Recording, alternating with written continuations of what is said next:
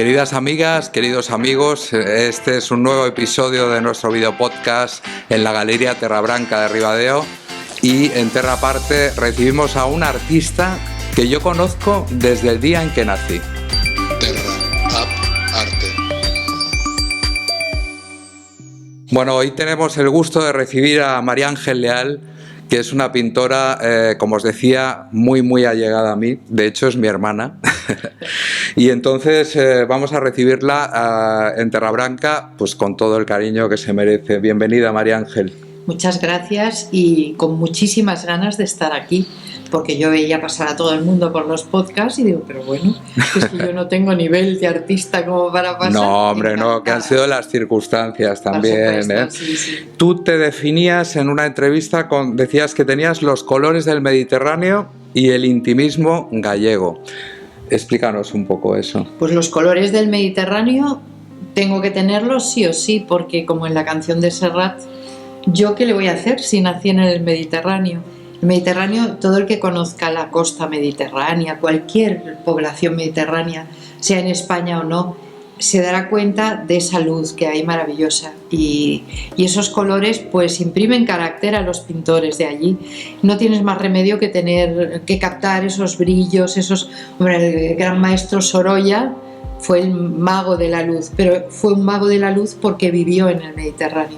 Sin embargo, el intimismo gallego yo no me lo puedo quitar de encima, y no me lo quiero quitar de encima porque me encanta. Mis raíces están aquí, entonces yo estoy muy a la par. Nací en el Mediterráneo, pero formo parte de este entorno y me gusta muchísimo esos verdes, esos azules, esos colores tan especiales, esos cambios de luminosidad cuando hay aquí en las puestas de sol, en el amanecer, que de repente tienes toda la luz concentrada en una casa o en un punto y el resto es como una especie de gran nube. Es una cosa muy bonita. Bueno, ayer estuvimos precisamente de excursión, ¿verdad?, en Campo do Oso, a Pastoriza, entre a Pastoriza y Mondoñedo, y comentábamos las luces que aparecían mágicas en un cielo gris completamente. De repente aparecía ese rayo de luz es otra luz, es otro paisaje, es otro mundo, es el mundo de la espiritualidad, el mundo de la... Para mí es, no sé, es como una madre que te abraza llegar a Galicia. Qué bonito. Oye, cuéntanos un poco tu formación como pintora, dónde te cultivas técnicamente y de dónde sale este talento. Bueno, gracias por lo del talento, pero sale de una manera muy natural. En casa, pues nuestro abuelo era pintor, los primos de nuestros padres, tenemos familia, ya nuestro bisabuelo era pintor también, entonces te cambiaban un poco el chupete por el pincel o el pincel por el chupete, daba igual una cosa que otra y nos hacían jugar con eso. Entonces es algo natural, pintar es algo natural en mí y yo creo que en todos los de la familia, la creatividad está en todos. Y bueno, y después pues me interesó tanto y me gustó tanto que nuestra madre, que también era una gran artista, muy alternativa y mucho más moderna que yo, pero bueno, ¿dónde va a parar? Reina de los collages, de encontrar la cosa más curiosa, más especial, de los colores diferentes. Era una gran artista y ella nos inculcó mucho eso, ir a merendar, ir a ver una exposición, entender los artistas, ver los libros, eso nos gustó. Luego a los 14 años conseguí, después de dar mucha lata, que me apuntaran a la academia del profesor Tárrega, del maestro Tárrega en Barcelona, y ahí pues sí que aprendí muchísimo las técnicas y aprendí a dibujar fundamentalmente, a ubicar una imagen, a entender un lienzo y a abordar un trabajo un poquito clásico. De ahí a la Escuela de Bellas Artes de Sant Jordi y bueno, y hasta hoy, y lo que uno va aprendiendo sobre la marcha, viendo otros pintores, ensayando y probándose. Tus inicios más antiguos al lado de tu abuelo, ¿no?, que te llevaba a pintar a exteriores. Yo recuerdo fotos Tengo y todo, ¿no? fotos que tenía pues 6 o 7 años y sí, llevábamos el lienzo y llevábamos todo el equipo, nos presentábamos a concursos. Tenemos un 600 que todavía lo tenemos en casa y yo tengo fotos en el 600 con un caballete encima y subida algo para poder pintar, sí. O sea que te lo pasabas bomba, ¿no? Yo sí, me lo sigo pasando y espero seguírmelo pasando muchos años. Oye, siempre hablamos de la parte materna, ¿no? Que era mi bisabuelo, mi abuelo, mi tío también, nuestro primo Jorge, etcétera, ¿no?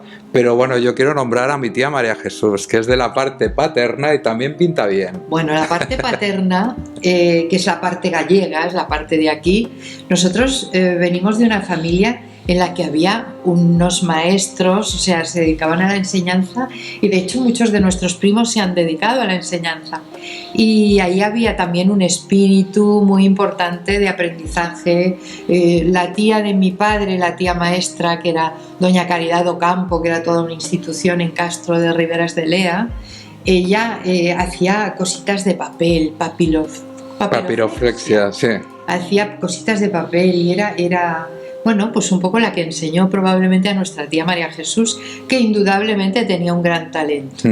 Y tengo que decir que nuestro padre, del que nos reímos muchísimo porque pintaba unas cosas que eran como extraterrestres y tal, también tenía talento para la pintura. Entonces, para la pintura bueno, y para la radio, era locutor, sí. Siempre hemos vivido, afortunadamente, porque para nosotros era muy entretenido, muy divertido, en un ambiente pues abierto de mente en ese sentido, ¿no? Al arte y a las nuevas yo recuerdo, sensaciones. El otro día lo hablábamos, mi marido es argentino y tenemos por supuesto un vínculo muy grande con Argentina, con su cultura, con el tango. Y yo les contaba el otro día a mis cuñados y a mi marido cómo mis padres tenían unos grandes amigos que eran argentinos, Ovidio y Liana. Ella era una vedette guapísima, rubia, que a mí me alucinaba cuando la veía, y eran artistas de varités. Y eso en casa era divertidísimo porque de repente, detrás de una cena o tal, había un espectáculo que bueno, que solo nosotros lo hemos podido vivir. Gracias Afortunadamente, a eso, ¿no? Afortunadamente. Sí. Oye, hay una anécdota que te he escuchado alguna vez y bueno, que de hecho yo la viví muy de cerca porque estábamos juntos cuando pasó. Te encontraste a Dalí, ¿no? ¿Cómo fue eso? Eso fue, nosotros religiosamente todos los años veníamos de vacaciones a Galicia, de Barcelona, que era donde vivíamos, a Galicia. Mi padre no podía con la morriña y era, aunque mi padre no vivió nunca en Galicia, porque era el típico gallego nacido en Cuba, que luego vivió en México, es decir, pero tenía esa adoración que tienen y tenemos todos los que tenemos alguna raíz gallega por este mundo maravilloso de Galicia, ¿no? Entonces era siempre nuestras vacaciones pasaban por Castro y más tarde por Foz, donde mis padres compraron una casita que todavía tenemos y a nosotros nos encantaba ese viaje. Pero hubo un año que mi padre, que tenía muchas responsabilidades, tenía un cargo importante, pues no pudo viajar y entonces decidieron que íbamos a ir a Portlligat. Portlligat, para quien no lo conozca, es en la Costa Brava, una pequeña cala, donde estaba la casita de Dalí, esta casa que la hemos visto mucho en las películas, en los documentales, blanca con un huevo encima, una cosa un poco rara, un poco hippie, y Dalí vivía ahí con Gala, con su mujer. Entonces nosotros nos alojamos justo en un hotel, el único que había entonces, ahora desconozco cómo está, pero entonces había un hotelito y ahí nos alojamos. Y Dalí paseaba muchas veces por la playa, ahí en Portlligat. Entonces yo, con más cara que yo que sé, y era pequeña, no sé, tendría 12 años o 10 o 12, me acerqué a Dalí y le dije: maestro, yo también pinto y tal, fíjate tú, como para compararme con Dalí. Pero bueno, le hizo gracia. Ajá. Y estuvimos riéndonos y hablando y tal, y bueno, a mí me dejó impactadísima. Hombre. El hecho de conocer a Dalí. No me extraña. Y yo le recuerdo a él y recuerdo a Gala, que por las tardes, yo con Gala no hablé nunca, pero por las tardes había un marinero, tenía una barquita como una barquita mediterránea, también como una especie de yacht blanquito. Entonces ella bajaba con una camiseta de rayas y un lazo muy grande en la cabeza, el marinero la acompañaba, le daba una vueltecita por ahí por Portlligat y la volví a dejar en el puerto de un pequeño embarcadero que tenía la casa. Todo un personaje. Sí, eso me acuerdo muy bien, sí, sí. Oye, hemos hablado de Dalí, pero bueno, yo creo que ahora vamos a hablar de otro gran pintor que marca también un antes y un después en la historia del arte, porque, claro, tu hijo se llama Pablo. ¿Y por qué le pusiste ese nombre? Como todas las cosas que yo hago son un poco diferentes, ¿no? Mi hijo fue muy prematuro, nació, no había cumplido los 6 meses de gestación todavía. Entonces nació como muy de repente en el hospital de San Pablo. Y estando Pablo, bueno, el actual Pablo entonces era un recién nacido que pesó 750 gramos, o sea, nada, pobrecito, y estaba allí en la incubadora y justo era el centenario de Pablo Picasso, del nacimiento, no sé, había muchos artículos de Pablo Picasso y a mí Pablo Picasso también es un artista que me ha marcado mucho y que me gusta mucho. Entonces yo no lo había visto al niño que había tenido porque era tan prematuro que cuando nació me durmieron, no sé por qué, unas cosas de entonces. Mi hijo tiene ya 40 años largos, 41, entonces hace años de esto. Entonces yo lo que hice fue escaparme para ver al niño que yo había tenido con aquellos pijamas de hospital ahí que casi te tenías que tapar, y cuando llegué y lo vi, estaba en una incubadora, era una cosa diminuta, tenía al lado un termómetro, era una cosa, y no ponía nada, ponía varón. Entonces me dio como un vuelco el corazón y le dije, no se llama varón, se llama Pablo, y le pusieron Pablo, y así fue el nombre de Pablo. Pues no lo sabía yo así. ¿No? Pues yo me emociono y todo cuando lo recuerdo porque me pareció tremendo. No sé, era tan pequeñito y tenía tan pocas posibilidades de salir adelante que no se habían ni preocupado de ponerle un nombre. Yo recuerdo una fotografía en la que se ve un termómetro que es más grande que él. Sí, era muy chiquitín. Sí. Bueno, cosas y experiencias. Ahora es un señor, ¿eh? Sí, ahora es más grande que muchos termómetros. Eso es. Bueno, pues yo me llama mucho la atención, sobre todo cuando explicamos tu obra aquí en Terrabranca y la vendemos, pues esa evolución, o vamos a decir, o esa doble faceta, ¿no? Por un lado, haces formación clásica y aplicas en los retratos. Por ejemplo, aquí detrás mío vais a ver a la bellísima Sara, que es una chica de Ribadeo, y se prestó para que María Ángel le hiciera este retrato tan bonito. Entonces ahí tienes unas proporciones y la facción de la figura es más bien clásica, aunque tus colores ya son atrevidos, pero sí que es cierto que tienes unos cánones clásicos. Sin embargo, hay otros cuadros tuyos en que la pincelada domina y son con 4 trazos, de repente nos montas ahí una escena de baile o una escena de paisaje o lo que se te pasa por la cabeza. Incluso a veces pintas sobre elementos que no son los establecidos, ¿no? Sobre partituras musicales. Y digo, ¿cómo llevas eso? ¿De repente un día te levantas clásica y al día siguiente te levantas abstracta? ¿O cómo es? Sí, un poco sí. No, cuando pinto algo por encargo, por ejemplo un retrato, por muy abstracto que tú lo quieras hacer, tiene que decir algo de la persona. Ajá. Y aunque yo una vez hice un retrato a una persona muy, muy especial, que era un barco, como una vela de barco, mi amiga Maya, que es una persona muy, muy especial, yo la veía como un barco, como una cosa libre y tal, y ella le encantó su retrato, pero claro, no se parece a ella. Claro. Entonces cuando a mí me encargan un retrato, yo intento aplicar todo lo que yo he aprendido de proporciones, de manera de dibujar, de los cánones pues, más clásicos, como tú dices, pero después, claro, tú le tienes que imprimir tu colorido y tu estilo. Cuesta muchos años o cuesta toda una vida llegar a un estilo propio, ¿no? Y a mí lo que sí que me interesa, y creo que eso sí que lo consigo, es que cuando alguien ve algo, sea abstracto o sea un poco más clásico, dicen, este cuadro es tuyo. Y eso a mí me gusta porque quiere decir que he conseguido pues darle por lo menos una personalidad. Ahora que estoy estos días en la casa esta que tenemos en Foz, yo veo cuadros míos colgados horribles, que los veo y digo, Dios mío, no sabía. Mi madre, claro, lo recogía, todo lo pinta, todo lo colgaba. Y esa casa es muy alternativa, tiene muchas cosas colgadas. Pero ayer estaba mirando cómo había trabajado durante un tiempo con espátula, que es un elemento que yo ahora, no sé, si tendría que aprender a usarla otra vez. Sin embargo, tengo una colección grande de cuadros, todos hechos con espátula, con mucha pintura muy gruesa, mientras que ahora trabajo mucho con pincel, con los dedos, y la pintura es prácticamente plana. Intento que se asemeje más a una fotografía que al grosor de la pintura. Sin embargo, como tú dices, un día te levantas abstracta, pues sí, abstracta no, pero a lo mejor triste. Y entonces mi terapia, pues yo no voy a ningún psicólogo, ni que me encantan, me parecen fantásticos y creo que deben existir.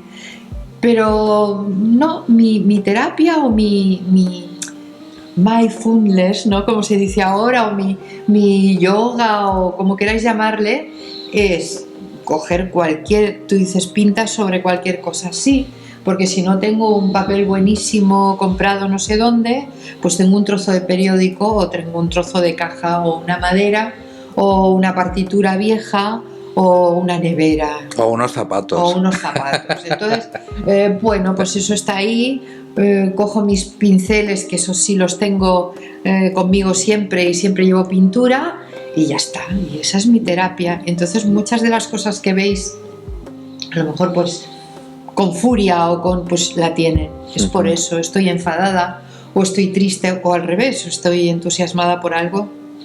Y en lugar de ponerme a hacer un trabajo un poquito más académico, me dedico a ensuciar. Bueno, y hablando de técnicas, ahora que nos hablabas de la espátula, ¿con qué técnica o con qué, no sé, cómo te encuentras más cómoda? Para mí el óleo, simplemente el olor del óleo ya me inspira. Entonces, aunque pinte en un papel o pinte en una cosa alternativa, suelo utilizar mucho el óleo. A mí me gusta, me da el matiz, encuentro el color que, trabajando con los colores básicos incluso, encuentras el tono enseguida, y a mí me gusta trabajar con óleo, pero también trabajo con acrílico, trabajo con sprays.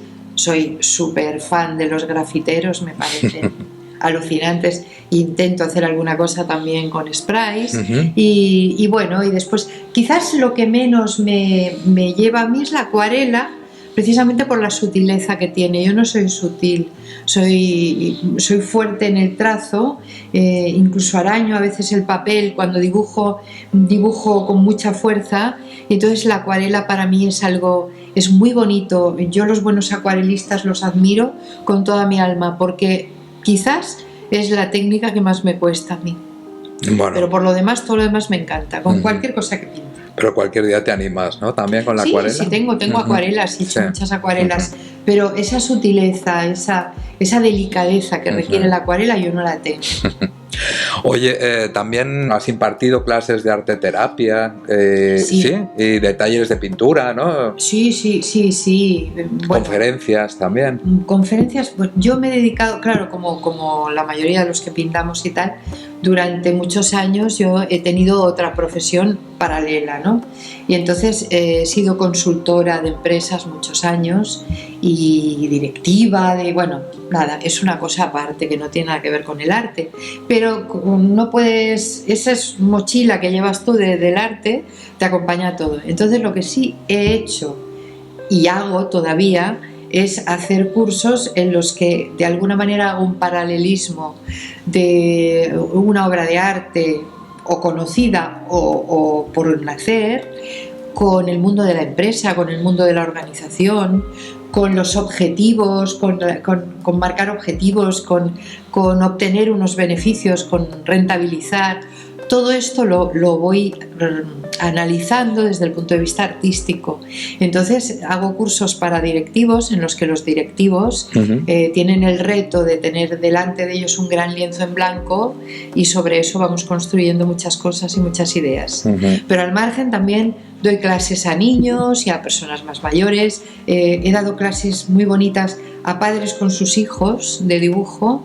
Y bueno, tanto de técnicas como de cosas un poquito alternativas. De técnicas, por ejemplo, con los niños, cuando les explicas el arte, por ejemplo, renacentista, o el arte medieval, o yo que sé, arte muy antiguo, que ellos a veces se reconocen, pero a veces no.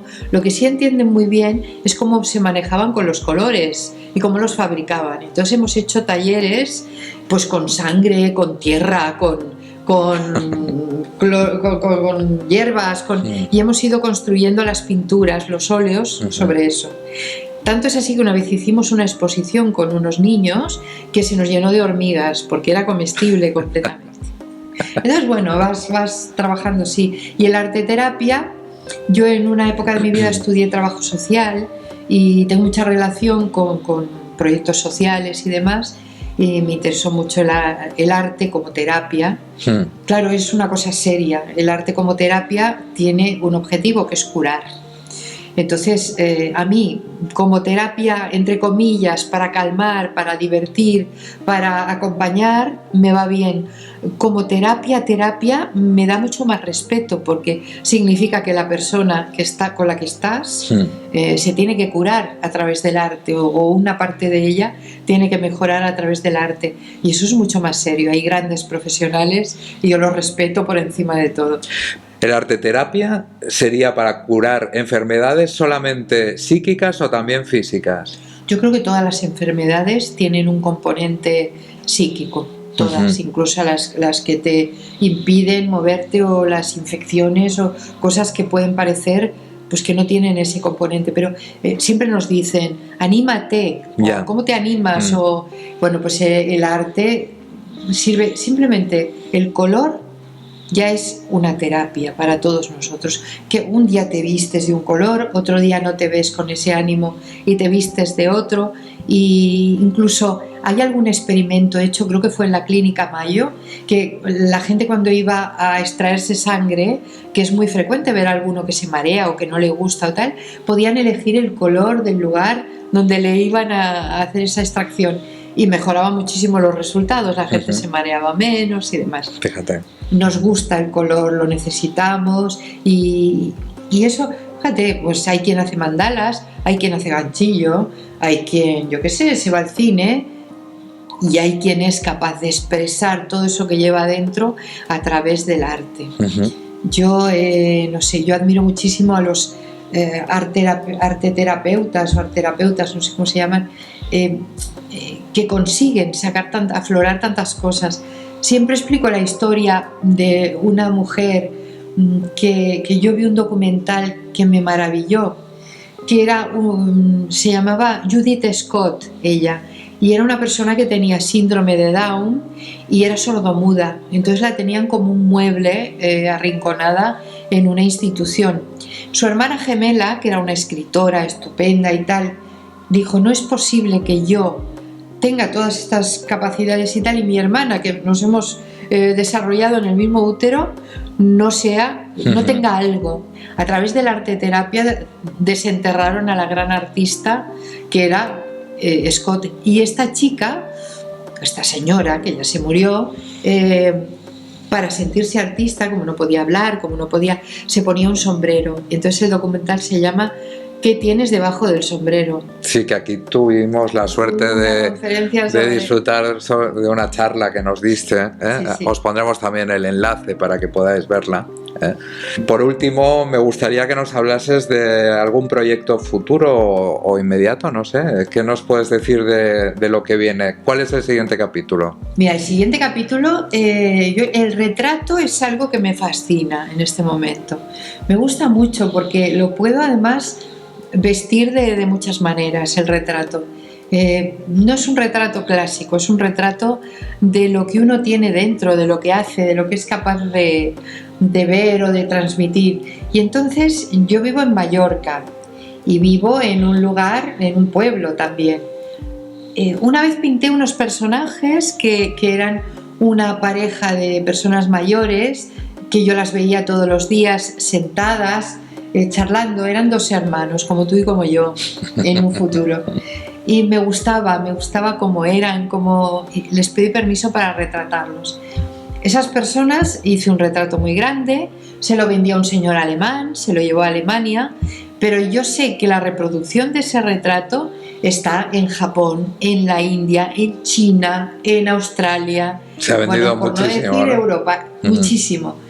Porque tiene un poco de alma. Entonces a mí se me ocurría que quiero recoger ese tipo de personajes, tanto aquí como allí donde yo vivo, en la colonia de Sant Jordi, en Salinas, y allí se hace una noche al año, se hace la Nit del Art, la Noche del Arte, y este año yo llevé paisaje, llevé unas cuantas cosas de allí, de esa zona tan espectacular y tan bonita, pero quizás me anime a hacer una colección de retratos de personajes muy emblemáticos y muy particulares de allí. Eso es una idea que tengo en la cabeza. Y la otra es continuar con mi arte para directivos, que bueno... Pues y con la Galería Terra Branca en Mallorca también. Ese ya es mi no hemos trabajo, hablado de nuestra segunda Terra Branca, ¿no? Sí. Terra Branca está en un sitio muy bonito, Terra Branca Mallorca. Es, como decía María Ángel, en la colonia de Sant Jordi. Y allí pues podéis ver también piezas de arte gallego, además de toda o de mucha obra de María Ángel. Sí, mucha obra, un poco diferente a la que tengo en Terra Branca Ribadeo, por lo que decíamos, son otros paisajes, son otros colores. Entonces, bueno, tengo la grandísima suerte de vivir en el sur de Mallorca, aguas cristalinas, clima ideal, la isla de Cabrera y como de una doncella dormida enfrente, o sea que no inspirarse es imposible. Bueno, no nos das ninguna envidia porque nosotros tenemos la inmensa suerte de vivir en Ribadeo, ¿eh? Y por eso vengo yo de vacaciones a Ribadeo, ver esa isla Pancha maravillosa, fantástica, con su cordón umbilical que la une a la tierra. En fin, yo no puedo hablar de Galicia porque se me llenan los ojos de emoción. Muy bien, pues María Ángel, ¿algo más que añadir a nuestros video oyentes? Pues nada, simplemente lo que ya os he dicho, que estoy feliz aquí, que estoy muy contenta, que tenía muchísimas ganas de estar aquí, de volver a Galicia, que no había tenido este año oportunidad de dar un salto y que aunque los aviones nos acercan mucho, pues nos separa un mar y nos separa muchos kilómetros y que bueno, como ya he dicho antes, aquí estoy en mi casa. Bueno, pues yo voy a despedir el video podcast de esta semana o de estos días, porque lo vamos sacando más o menos cuando podemos, de otra manera, la habitual. Te quiero mucho. Yo más. Bueno, pues hasta pronto, nos vemos en el siguiente episodio. No podéis faltar, ya veis que esto va a más.